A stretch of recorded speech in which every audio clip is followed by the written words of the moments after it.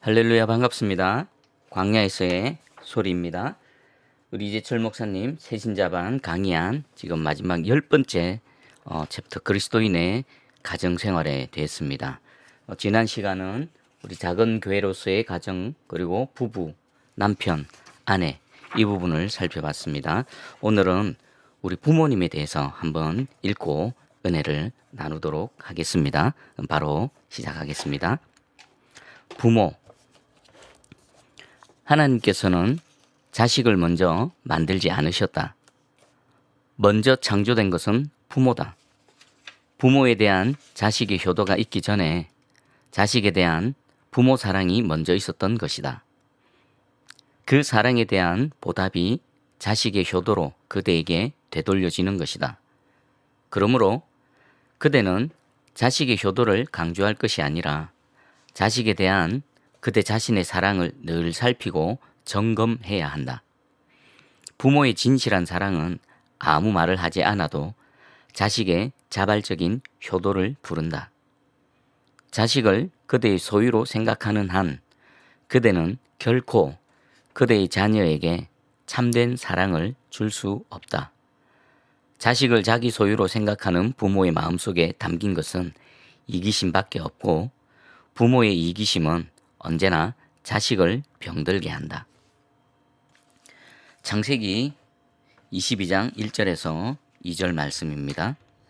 그 일 후에 하나님이 아브라함을 시험하시려고 그를 부르시되 아브라함아 하시니 그가 이르되 내가 여기 있나이다. 여호와께서 이르시되 내 아들 내 사랑하는 독자 이삭을 데리고 모리아 땅으로 가서 내가 내게 일러준 한 산 거기서 그를 번제로 드리라. 아멘. 하나님께서는 아브라함을 믿음의 조상으로 선택하셨다. 바른 조상이 되기 위해서는 먼저 자식을 바르게 사랑할 수 있어야 했다. 그래서 하나님께서 아브라함에게 100세에 얻은 아들 이삭을 하나님께 번제로 바치도록 하셨다. 번제란 이미 배웠듯이 제물의 앙과 박을 송두리째 태워 하나님께 바치는 제사다. 사랑하는 독자 이삭을 그렇게 바치라는 것이다.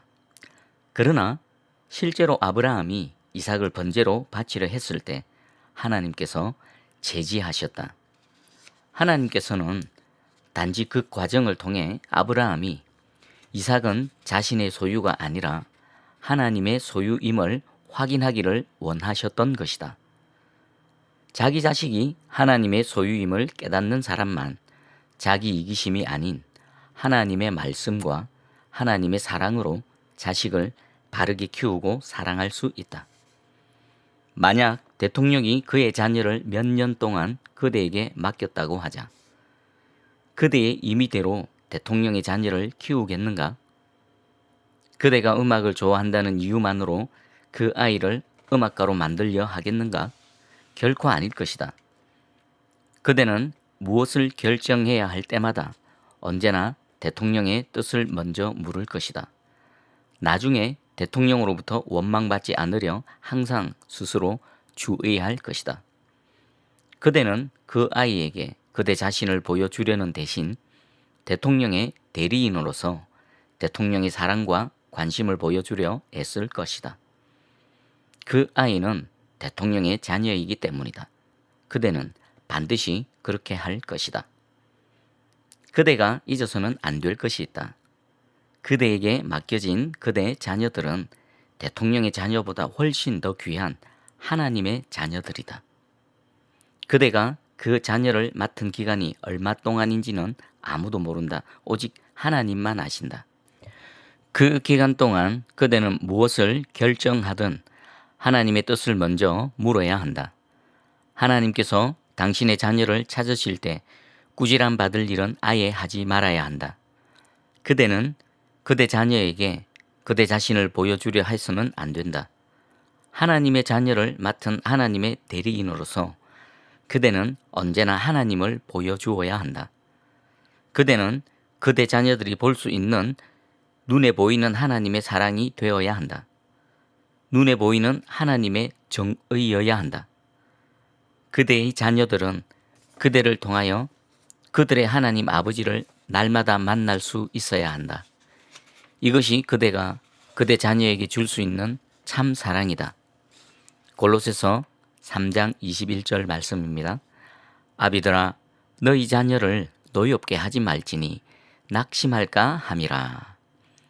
하나님께서 그대에게 그대의 자녀를 노엽게 하지 말라고 명령하신다.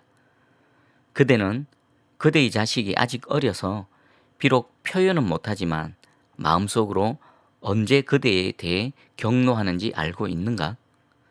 그대가 대통령의 자녀를 맡았을 경우 그 아이를 대통령의 자녀로서가 아니라 그대 마음에만 흡족한 그대의 자녀로만 키우려 할 때 대통령의 자녀는 분노할 것이고 그 아이의 아버지인 대통령 또한 경노할 것이다. 그대가 자녀를 하나님의 자녀로가 아니라 그대의 욕망을 쫓아 그대의 마음에만 드는 그대의 자녀로만 키우려 할 때, 그래서 일방적으로 그대의 생각만을 강요하고 주입시키려 할 때 그대의 자녀는 경노하는 법이다. 이 경노가 처음에는 겉으로 드러나지 않더라도 자녀의 마음속에 쌓여가는 경노는 언젠가는 그대를 향해 반드시 드러나게 된다. 누적된 경노는 무례를 낳고 무례는 그대의 도덕 교육으로는 제고되지 않는다. 오히려 더 큰 반발만 초래할 뿐이다. 자식이 무리하게 되는 것은 절대로 그 자식의 잘못이 아니다. 자식의 분노를 거듭하여 초래한 그대의 잘못이다. 그래서 그대는 그대의 자녀를 주님의 교양과 훈계, 곧 주님의 말씀으로 양육해야 한다. 에베소서 6장 4절 말씀입니다. 또 아비들아 너희 자녀를 노엽게 하지 말고 오직 주의 교훈과 훈계로 양육하라. 아멘. 그대 자신의 훈계로는 안 된다. 그대가 아무리 미화해도 그대 자신의 훈계는 그대 이기심의 소산물이다. 그것은 도리어 자녀를 병들게 한다. 그래서 반드시 주님의 교훈과 훈계로 양육해야 한다. 그대가 자녀를 위하여 해야 할 것은 결코 자녀의 전 인생을 책임지는 것이 아니다. 이 세상에 더 오래 살아 있을 사람은 그대가 아닌 그대 자녀임이 분명하므로 그대가 자녀의 전 인생을 책임지려 해도 그것은 불가능하다. 단지 그대는 자녀의 인생 중 한 부분을 자녀와 함께 살아가는 것이다. 그 기간 중 그대가 해야 할 것은 자식으로 하여금 세상을 바르게 인식하는 바른 눈과 바른 길을 걸어가려는 바른 마음을 갖게 하는 것이다. 이것이 그대의 사명이다. 나머지는 하나님께서 책임지신다. 그대에게 그대의 세계가 있듯이 자녀들에게는 하나님께서 주신 그들의 세계가 따로 있다. 이것이 그대가 말씀과 함께하는 진실한 그리스도인이 되어야 하는 까닭이다. 주님의 말씀만이 자녀에게 바른 눈을 열어주고 바른 마음을 일구어준다. 그대의 자녀가 지금은 말씀의 의미와 가치를 알지 못한다 해도 염려할 필요는 없다. 그대 자신이 진리의 말씀을 쫓아 살아가는 삶의 궤적을 남겨가는 한 그 궤적은 그대 자녀를 말씀에 연결시켜주는 고리가 되어 그대 자녀로 하여금 반드시 그리스도의 눈과 마음을 갖게 할 것이다. 진실로 그대가 진리를 쫓는 삶의 족적을 남기는 참된 그리스도인이 되는 것보다 더 큰 자녀 사랑은 없다. 말씀의 족적을 남기는 진실한 그리스도인을 부모로 둔 그대의 자녀는 참으로 행복하다. 신명기 6장 4절에서 9절 말씀입니다. 이스라엘아 들으라. 우리 하나님 여호와는 오직 유일한 여호와이시니 너는 마음을 다하고 뜻을 다하고 힘을 다하여 내 하나님 여호와를 사랑하라. 오늘 내가 내게 명하는 이 말씀을 너는 마음에 새기고 내 자녀에게 부지런히 가르치며 집에 앉았을 때에든지 길을 갈 때에든지 누워 있을 때에든지 일어날 때에든지 이 말씀을 강론할 것이며 너는 또 그것을 내 손목에 메어 기호를 삼으며 내 미간에 붙여 표로 삼고 또 내 집 문설주와 바깥문에 기록할지니라. 아멘. 그대의 자녀를 하나님의 말씀으로 양육할 때 그대가 말씀을 따르는 삶의 궤적을 남기는 것이 선행 조건이다. 자녀는 그대와 밤낮으로 함께 살고 있기에 그대의 삶이 수반하는 것만 진실로 받아들인다. 그대가 아무리 되풀이해서 강조해도 자녀가 행치 않는 것이 있다면 그 이유는 그대가 그것을 행치 않는 까닭이다. 하나님께서는 그대가 자녀에게 말씀을 잘 가르칠 뿐 아니라 말씀의 궤적을 먼저 남기는 사람이 되게끔 말씀을 그대 손목에 메어 기호로 삼고 그대 미간에 붙여 표를 삼으며 그대 집 문설주와 바깥문에 기록하라고 명령하신다. 손으로 무엇을 행할 때 그것이 하나님의 뜻에 합당한지 먼저 생각하고 무엇이든 머리로 결정할 때 그것이 하나님과 무슨 상관이 있는지를 따져보며 문을 열고 나갈 때 그대가 말씀의 사람임을 명심하고 일과 후에 귀가하여 집으로 들어갈 때 그대가 그리스도인임을 다시 상기하라는 의미이다. 진리를 따르는 삶의 궤적은 이렇게 해서 그 자취를 남기는 법이다. 그대의 사랑하는 자녀가 지금까지 그대가 걸어온 길을 그대로 걷기를 원한다면 그대는 과연 쌍수를 들어 환영하겠는가? 나의 경우는 절대로 그렇게 할 수가 없다.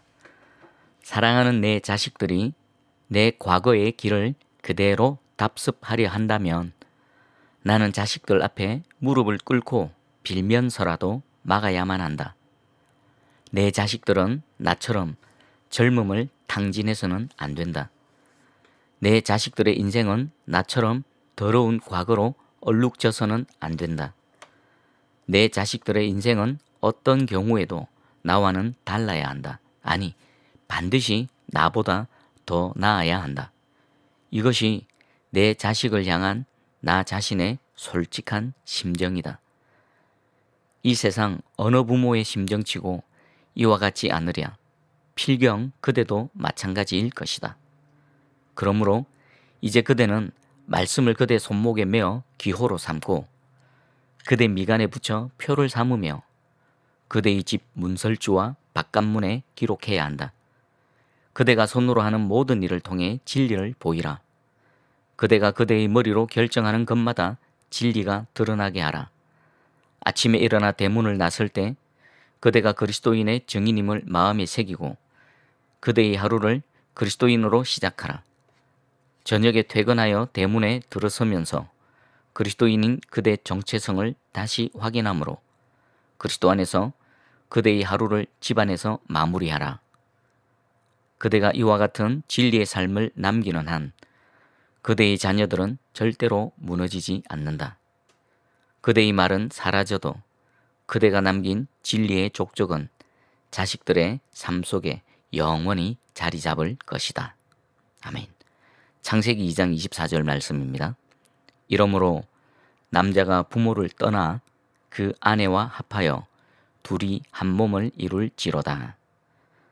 하나님께서는 결혼하는 남자에게 부모를 떠나라고 명령하셨다. 시집가는 딸만 부모를 떠나는 것이 아니다. 아들도 부모를 떠나야 한다. 아니, 부모가 떠나보내야 한다. 그대는 이것을 명심해야 한다. 그대의 자식이 결혼하는 날은 그대의 자식을 그대로부터 떠나보내는 날이다. 이것은 경제적인 여건 등이 허락되지 않는데도 무조건 분가해야 한다는 것을 의미하지 않는다. 마음으로부터 독립시켜주는 것을 의미한다. 많은 부모들이 자식의 결혼을 위해 혼숙감을 열심히 준비하면서도 그보다 더 중요한 자식을 떠나보내려는 마음의 준비는 전혀 하지 않는다. 그래서 결혼의 기쁨은 잠깐이요. 시간이 갈수록 부모와 자식 간의 갈등만 쌓여간다. 한 가지 분명한 사실은 결혼한 자식과 부모 사이의 갈등은 부모가 말씀 위에서 먼저 결단하지 않으면 절대로 종식되지 않는다는 것이다. 자식이 결혼하는 날은 소꿉장난의 선포일이 아니라 자식의 독립을 선포하는 날이다. 그러므로 그대는 진정으로 그대의 자녀에게 자유를 줄 수 있어야 한다. 그날은 그대가 그대의 며느리나 사위를 얻는 날이 아니다. 그날은 그대의 자녀가 자신의 배필과 합하는 날이고 그 결과 자식의 배필이 그대의 며느리 혹은 그대의 사위가 되는 것이다. 이것을 혼동해서는 안 된다. 결혼한 자식의 삶에 그대가 개입하려 하면 하나님의 개입은 이루어지지 않는다.